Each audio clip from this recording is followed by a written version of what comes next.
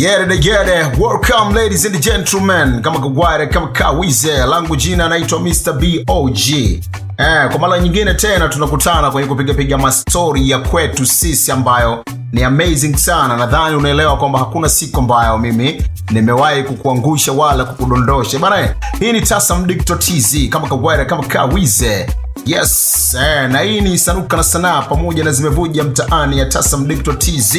Yes, kwa hivi sasa tupo kwenye Sanuka na Sanaa. Naomba tusanuane kitu kimoja mimi na wewe mzazi, ambacho kitakuwa ni kitu fulani hivi ambacho ni amazing sana mzazi. Je, wajua ya kwamba hivi karibuni Kisima anakwenda kuachia bonge moja la chupa? Nikizungumzia bonge moja la chupa, nazungumzia video mpya ambayo itakuwa chini ya director mzazi mwamba kabisa, anaitwa Migera. Yes, kama unavyojua Kisima hajawahi kufeli bana kwenye kufanya kazi na mwamba anaitwa Migera.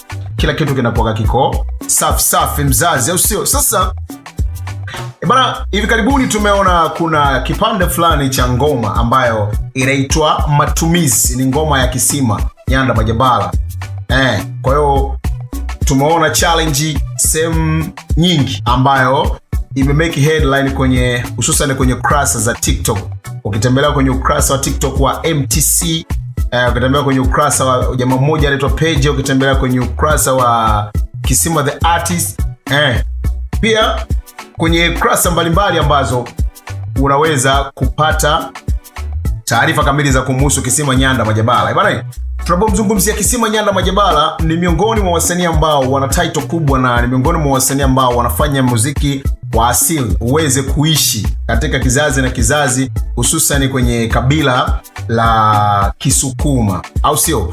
Ni miongoni mwa sauti ambazo zinavutia, ni miongoni mwa watu ambao wanatoa ushauri, sio, unaelewa vizuri. Ni miongoni mwa watu ambao wanatoa ushauri, wanaelimisha na pia wanatoa elimu. Bana, so get prepared.